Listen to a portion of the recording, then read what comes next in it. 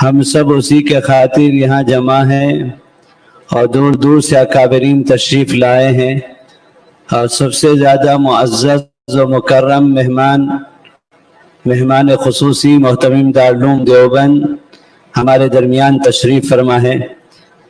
میں بھی انہی سے فیض حاصل کرنے کے لیے آگے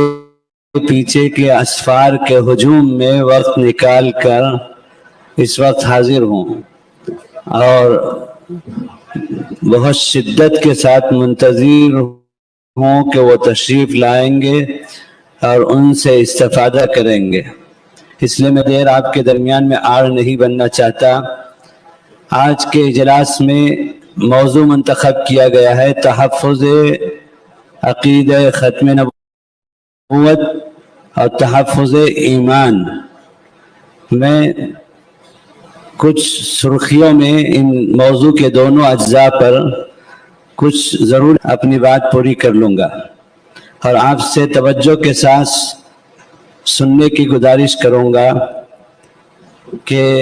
ہم سب کا یہ ایمان ہے اور عقیدہ ہے کہ اگر ہمارے پاس ایمان کی دولت ہے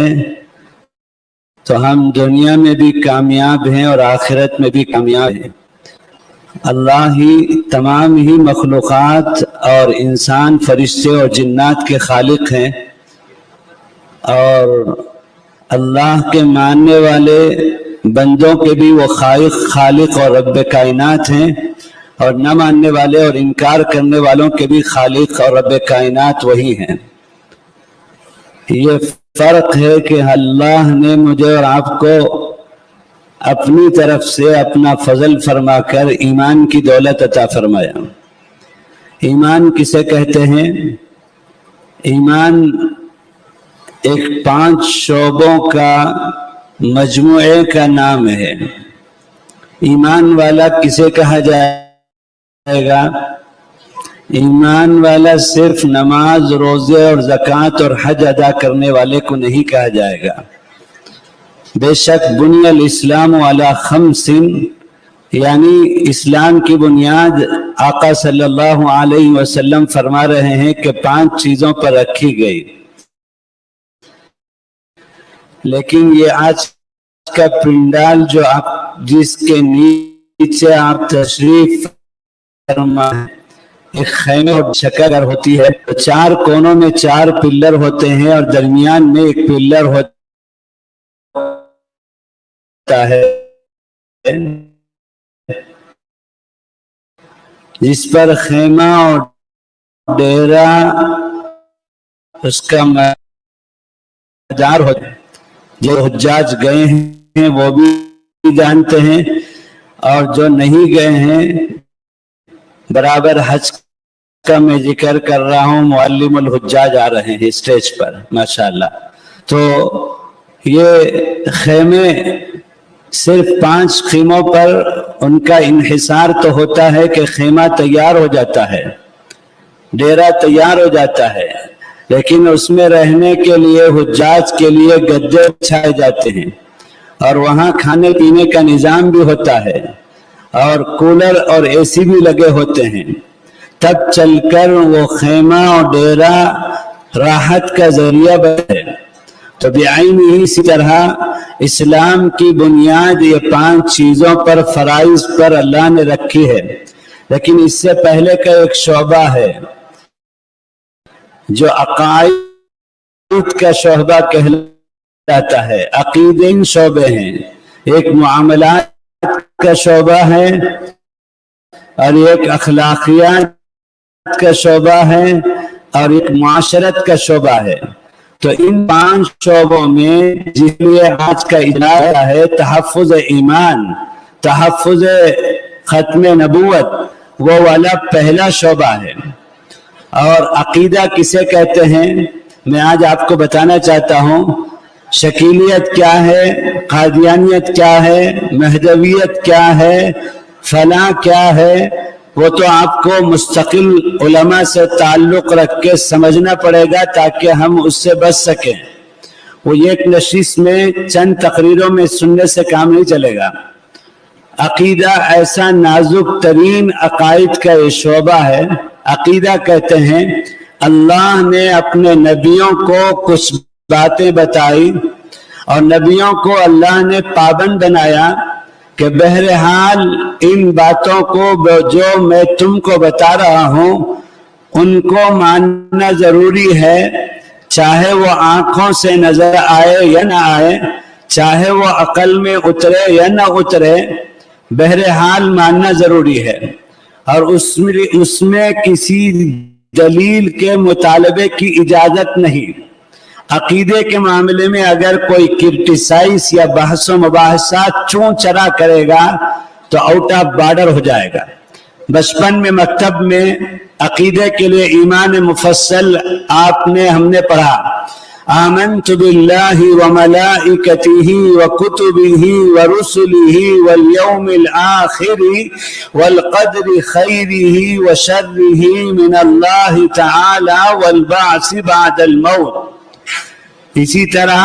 آقا صلی اللہ علیہ وسلم نے بتایا والجنت حق والنار حق والمیزان حق والصراط حق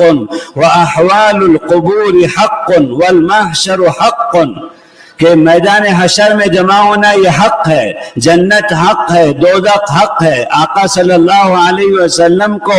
اللہ نے معراج میں بلایا، مشاہدہ کروایا، آقا نے ہم کو بتایا اور ہم نے نہیں دیکھا، لیکن آقا صلی اللہ علیہ وسلم اللہ کی طرف سے بتا رہے ہیں اور ہم سب کو ماننا ضروری ہے۔ اب کوئی دو چار آدمی بیٹھ کر ٹیبل چیئر میں جنت کیا چیز کیسے ہو سکتا ہے، ایسا کیسے ہو سکتا ہے، لفظ سے نکل کر ہوا میں آنے سے پہلے میں مثال دیا کرتا ہوں، جیسے کسی مکان میں بنگلہ میں ایک مین ڈور ہوتا ہے، انٹرنس ڈور، مین ڈور کہلاتا ہے، اس میں 7 لیورز کے گودریج کا تالا لگایا جاتا ہے اور ٹیک وڈ اور روز وڈ سے اس کو مضبوط ڈور بنایا جاتا ہے، اور آگے بیڈ روم ہے، کچن روم ہے، لان ہے، ہال ہے اور گیسٹ روم ہے۔ اس میں تالے لگانا ضروری نہیں سمجھا جاتا، کہیں باہر جاتے ہوئے ان کو صرف کنڈی سے لگا کر باہر کے ڈور کو 2-3 مرتبہ دیکھ کر آیت الکرسی پڑھ کے دم کر کے کہ کوئی چوری نہ ہو جائے اور پھر چلا جاتا ہے مطمئن ہو کر۔ یہ وہی مین ڈور اور مین انٹرنس کا نام ہے عقیدہ۔ ایمان والا ایمان میں داخل ہوتا ہے، یہیں سے ہماری بہن ایمان میں داخل ہوتی ہے۔ اگر کسی کے عقیدہ اور اتنی نزاکت ہے عقیدے میں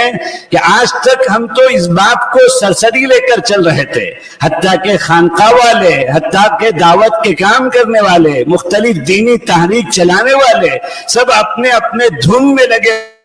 ہوئے تھے، لیکن ہمیں اب تک اندازہ نہیں رہا کہ عقیدے کا باب اتنا اہم ہے۔ اللہ اکبر کبیرہ، زندگی بھر کا نمازی، زندگی بھر کا روزے دار، زندگی بھر اور حرا کرنے والا، پابندی کے ساتھ زکات دینے والا، اگر عقیدے میں کسی طرح کا بگاڑ ہے تو اس کے چاروں شعبے مردود اور ملعون ہیں۔ اور اتنی نزاکت ہے عقیدے میں کہ اگر عقیدے کو جو میں نے ابھی بتایا یہ ایک کی شقیں نکلتی ہیں، اللہ پر ایمان لایا، اس کے کئی شقیں ہیں، رسولوں پر ایمان لایا، اس کی کئی شقیں ہیں، کتابوں پر ایمان لایا، فرشتوں پر ایمان لایا۔ حضرت شاہ ابرار الحق صاحب محی السنہ علیہ الرحمہ نے ایک کتاب لکھا ہے، اسلامی عقائد اس کا نام ہے، مولانا نور الدین رشادی چتر درگا نے اس کی شرح کی ہے، ماشاءاللہ بہت بہترین، کنڑ میں، انگریزی میں اور اردو میں حضرت نے اس میں نشاندہی کی ہے کہ عقیدوں کی جزیات اور شقیں نکالیں گے تو 100 کے قریب عقیدے ہوتے ہیں، 100 کے قریب عقیدے ہوتے ہیں، اور فرماتے ہیں عقیدے کی نزاکت اتنی ہے کہ تمام کے تمام عقیدوں کو ماننا بہرحال ضروری ہے۔ اگر کسی تمام عقیدے کو مانتے ہوئے ایک عقیدے کا انکار کریں، ادھر متوجہ ہو کر سنیں، اگر گردن ادھر پھرائیں گے تو میں اٹھ کر چلا جاؤں گا، میں تو پھرتے رہتا ہوں پورے ملک میں، آپ لوگوں کا ڈرامہ سب مجھے معلوم ہے، ہاں کوئی سونا نہیں ہے، گردن نہیں جھکانا ہے، یہاں مراقبہ نہیں کرنا ہے، اس وقت میں تو سب کو سننا ہے، استفادہ کرنا ہے، ہاں تو میرے دوستو حضرت فرماتے ہیں شاہ ابرار الحق صاحب علیہ رحمہ محی السنہ کہ عقیدے کی نزاکت اتنی ہے کہ اگر تمام عقیدوں کو مانتا ہے اور ایک عقیدے کا انکار کرتا ہے تو اس کا ایمان معتبر نہیں ہے۔ مثال کے طور پر اللہ کے عقیدے کو مانتا ہے، رسولوں کے عقیدے کو مانتا ہے، کتابوں کے عقیدے کو مانتا ہے، فرشتوں کے عقیدے کو مانتا ہے، اور سارے نبیوں کو نبی مانتا ہے، آقا صلی اللہ علیہ وسلم کو نبی مانتا ہے، افضل الانبیاء مانتا ہے، امام الانبیاء مانتا ہے، لیکن صرف آپ صلی اللہ علیہ وسلم کو آخری نبی نہیں مانتا تو ایمان سے باہر چلا جائے گا۔ آج کا یہ جلسہ اسی کے لیے ہے کہ سب کچھ مانتا ہے لیکن صرف ختم نبوت کے عقیدے کا انکار کرتا ہے، لا نبی یا بعدی کا انکار کرتا ہے تو ایمان سے باہر چلا جائے گا۔ اس لیے ہم سب میں جتنا بڑا مجمع یہاں ہے بلا استثناء اب ہمارے لیے سب سے بڑا مسئلہ قاری امیر حسن صاحب سے ہزاروں شاگرد کلام پاک پڑھا کے تیار کیے، حضرت فرماتے تھے یہ قرب قیامت کا زمانہ ہے، فتنوں کا زمانہ ہے، تنزل الفتن کا قطرۃ المطر، بارش کے قطرات کی طرح سے فتنے ایمان کو ڈھکے چلنے والے کس کا زمانہ ہے۔ صبح سے تو فتنے شکیلیت کا اور فتنے مہدویت کا اور جو ہے فتنے قادیانیت کا، فتنے گوہر شاہیت کا ذکر آ رہا ہے۔ ایک اور فتنہ آیا ہوا ہے علماء کے علم میں آ جائے، وہ ہے اتحاد مذہب کا، یعنی آج ایک آدمی اٹھا ہے نیلور میں، وہ کہتا ہے اور اس نے اب تک 12 کتابیں لکھ ڈالی ہے، آج وہ سب یوٹیوب میں نیٹ میں موجود ہے، وہ کہتا ہے کہ عیسائیت اور ہندو مت اور اسلام تینوں کا قدر مشترک توحید ہے، اور سب کے اپنے اپنے بت اور پیغمبر سب اللہ تک پہنچانے والے ہیں، لہذا آدمی کو اختیار ہے کہ 4 مہینے عیسائی رہے، 4 مہینے ہندو رہے، 4 مہینے مسلمان رہے، لیکن جس مذہب چاہے رہ لے، سب کا مت ایک ہی ہے، اللہ، اس کی وحدانیت، سارے مذہب کے ماننے والوں کا قدر مشترک وہ جو ہے اللہ ہے۔ انا للہ و انا الیہ راجعون۔ یہ کیا تماشا ہو رہا ہے؟ اور ایک فتنہ ہے، اب تک تو نبی نشانے پر تھے، صحابہ نشانے پر تھے، عصمت انبیاء کا عقیدہ اس میں بگاڑ، عظمت صحابہ کا عقیدہ اس میں بگاڑ، امام مہدی کا عقیدہ اور اس میں بگاڑ، لیکن اب ایک فرقہ آیا ہے وہ کہتا ہے یہ زلزلے اور یہ بارشیں اور یہ سیلاب اور یہ طوفان اور یہ حساد، یہ سب اللہ کے نشے ہیں، نعوذ باللہ، نقل کفر نباشد، یعنی کفر کا نقل کرنا کفر نہیں ہے، اس لیے میں نقل کر رہا ہوں۔ ایک فرقہ وجود میں آ رہا ہے، نیٹ میں اس کا مواد موجود ہے، وہ کہتا ہے اللہ تو بے وقوف ہے، نعوذ باللہ، اللہ تو بے وقوف ہے، یہ زلزلے بیچ کر اپنے بندوں کو مصیبت میں مبتلا ہو کر تماشا دیکھ رہا ہے اوپر سے بیٹھ کر، وہی تو زلزلہ لاتا ہے اور اسی کے تو ہم بندے اور بندیاں ہیں۔ انا للہ و انا الیہ راجعون۔ میرے دوستو بہت تفصیل میں مجھے جاننا نہیں ہے، میرے بات سے مجھے بھی سننا ہے، آپ کو بھی سننا ہے۔ میں نے صبح محتمین صاحب سے آہستہ سے گزارش کی تھی کہ ائمہ سے کہیے کہ وہ امام درس قرآن، درس حدیث، درس عقیدے، کیا علماء سے کہیں کہ ہم کو عقیدے بتائیے، 10-12 عقیدے ہیں جن کو سمجھنا بے حد ضروری ہے کہ کس عقیدے کے بگاڑ پر کون سے فتنے کا وجود ہوتا ہے اور اس کی علامت کیا ہے اور اس کا شرعی حکم کیا ہے، اتنی جانکاری حاصل کرو تو جاؤ گے علم تقدم کے عرضے میں۔ تو عقیدے کی جانکاری، ایمان کی حفاظت، ایمان ہے تو دنیا میں کامیاب، آخرت میں کامیاب، جنت کی کنجی۔ یہ انسان جب میدان محشر میں پہنچے گا تو اس کی دو حالت ہوگی، یا تو کفر اور شرک، یا تو شرک ہے تو فی نار جہنم خالدین فیہا ابدا، اور پھر وہاں شرک اور کفر کی معافی نہیں، اور ادھر ایمان والا ہے تو پھر اس کی دو حالت، یا تو وہ گنہگار ہوگا یا تو نیکوکار ہوگا۔ اگر گنہگار ہوگا، نیکوکار ہوگا تو حساب کتاب، نامہ اعمال اور پلصراط اور ترازو سے گزر کے جنت میں چلا جائے گا۔ جنتی جنت میں جانے کے بعد، انٹری کے بعد ایگزٹ نہیں، اور کافر اور مشرک جہنم میں جانے کے بعد انٹری کے بعد ایگزٹ نہیں۔ اب بچا ایک گنہگار انسان، مومن، ایمان کی حالت ہے، ایمان ہے لیکن گنہگار ہے۔ اب اس کی دو حالت، ایک قرآن کی کوئی والا، نماز روزہ اور زکوٰۃ اور حج میں کمی کرنے والا، اور ایک حقوق العباد میں کوتاہی کرنے والا، حقوق اللہ میں کوتاہی کرنے والا۔ اس کی چار حالتیں ہوں گی۔ ایک تو اللہ یدخل من یشاء فی رحمتی، اپنی رحمت سے اس کو معاف کر دیں گے، اور اللہ کے حقوق کی کوتاہی میں ان کو معاف کرنے کا حق ہے۔ کوئی مائکہ لال نہیں جو اللہ سے پوچھ لے کہ آپ نے جہنم کس کے لیے بنایا ہے۔ پھر دوسرا مرحلہ آئے گا، ارفع راسک سل تو تک، کہ آقا صلی اللہ علیہ وسلم میرے تمہارے لیے، امت کے گنہگاروں کے لیے ماتھا ٹیک کر روئیں گے، اے اللہ میری امت کے گنہگاروں کا کیا ہوگا۔ اسی لیے میرے دوستو، آقا اپنی امت کے گنہگاروں کے لیے روئیں گے۔ اور آج عقیدہ ختم نبوت خطرے میں ہے تو جان کی بازی لگا کر اس عقیدے کی حفاظت کرنا میری تمہاری ذمہ داری ہے۔ حضرت انور شاہ کشمیری رحمت اللہ علیہ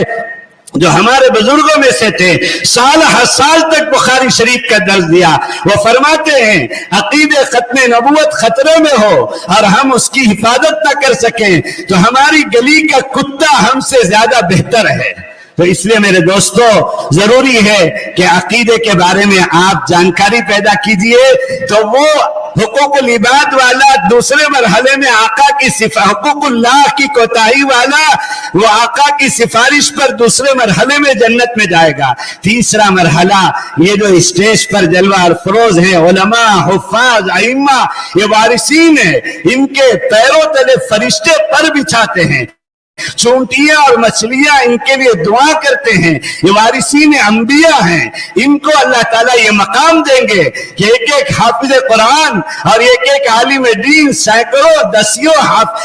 جہنمیوں کو سفارش کر کے جنت میں بھیجیں گے۔ اب رک جائے گا، یہ ایک آدمی مومن ہے، ایمان والا ہے، اور حقوق العباد کی آپس کی قتل کیا ہے، ظلم کیا ہے، غیبت کی ہے اور ستایا ہے، تحقیر کی ہے، ترکہ نہیں دیا ہے، قرض واپس نہیں کیا ہے، اور اسی طرح سے امانت واپس نہیں کی ہے، یہ تو گھر گھر کے گناہ ہے، بڑا خطرہ ہے۔ اللہ کہتا ہے حقوق العباد کی، بندوں کی آپس کے حقوق کی کوتاہی میں بھی درمیان میں نہیں آتا جب تک آپس میں خود ہی معافی تلافی نہ کر لیں۔ اب وہاں ایک دوسرے کی معافی تلافی ہوگی، بڑی نیکیاں لے کر آئے گا، اور جن کی حقوق تلفی کری ہے وہ آئیں گے، اللہ سے کہیں گے کہ آج انصاف دلائیے، ہماری جو حقوق تلفی کری ہے حقوق العباد میں ہمارا بدلہ دلائیے۔ اللہ کہیں گے اس کی نیکیاں اٹھا کر ان پر ڈالو، اور نیکیاں ختم ہو جائیں گی، ڈھیر ساری نیکیاں لے کر آیا تھا، اب باقی رہ جائیں گے جن کی حقوق تلفیاں ہوئی تھی۔ تو پھر اس کے بعد جو ہے یہ پرچی ورچی سب رکھو، بس ختم کر لوں گا، پرچی کی ضرورت ہی نہیں ہے، اشارہ یہی ہے کہ ختم کرو، میرے بعد سلسلہ لمبا ہے، اور اسی لیے بہت سارے مقررین بلانے کا میں قائل ہی نہیں ہوں بھائی، جم کر کے ایک دو کی بات ہو تاکہ مجمع ایک پیغام لے کر جائے۔ بس میں یہ کہتا ہوں کہ حقوق العباد کی کوتاہی والا آخری درجے میں جب اس کی تلافی نہیں ہو پائے گی آپس میں، تو وہ ہسپتال کی طرح سے بیمار جیسے جاتا ہے، جہنم میں جائے لیکن یہ ایمان کی اہمیت اتنی بڑی ہے کہ اس ایمان کی وجہ سے وہ گنہگار مومن اخیر میں صاف صفائی کے بعد وہ ہلکی سی چنگاری کا ایمان شعلہ بن کر صفائی کے بعد تپائی کے بعد اور جو ہے گھسائی کے بعد پھر جنت میں آئے گا۔ یہ ایمان اتنی بڑی دولت ہے، اس ایمان کو جو ہے لے کر چلو اخیر تک، موت تک، اور ایمان کے ساتھ دنیا میں جاؤ۔ میں نے جو آیت پڑھی اس کا خلاصہ ہے، اے ایمان والو، اللہ اس ایمان کی اہمیت کی وجہ سے اپنے بندے اور بندیوں کو ایمان کی نسبت سے بلا رہا ہے اور کہہ رہا ہے ایمان کی بقا اور حفاظت ہوتی ہے اعمال سے، اور اعمال زندگی میں آتے ہیں 3 تا سے۔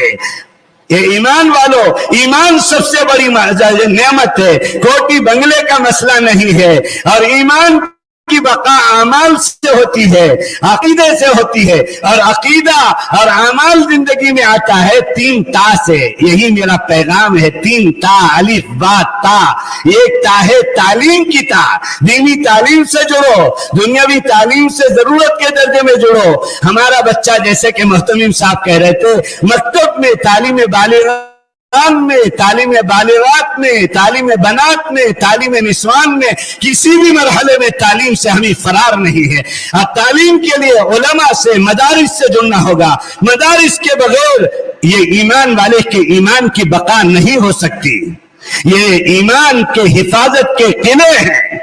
تو پہلی تا تعلیم کی تا، دوسری تا تبلیغ کی تا۔ یہ مولانا الیاس صاحب علیہ رحمہ کو حضرت جناب نبی کریم صلی اللہ علیہ وسلم نے بھیجا، مولانا الیاس جائیے، اللہ آپ سے دین کا کام لے گا۔ اور آج پوری دنیا کے چپے چپے میں دعوت کا کام پہنچ گیا۔ اور یہاں یہ بھی سن لو، اپنوں میں دعوت، اور برادران وطن اور دختران وطن اور اغیار میں بھی دعوت۔ اغیار میں دعوت اخلاق سے، کیریکٹر سے۔ ہم کمبائن فیملی کی طرح سے اپارٹمنٹ اور بازاروں میں اور محلوں میں ہمارے برادران وطن کا سام ہوتا ہے، تو اخلاق سے ان کو بھی دعوت، تعارف اسلام، نبی کون ہے، اللہ کون ہے، آخرت کیا ہے، دنیا کیا ہے، اور اپنوں میں بھی دعوت۔ یہ تبلیغ، دعوت و تبلیغ کی تا، تعلیم کی تا،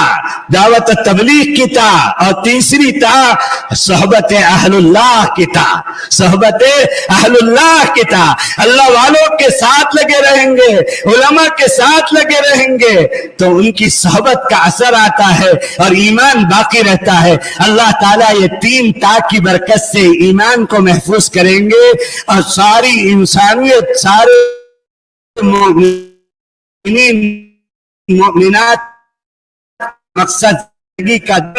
سادر سے حفاظت کے لیے،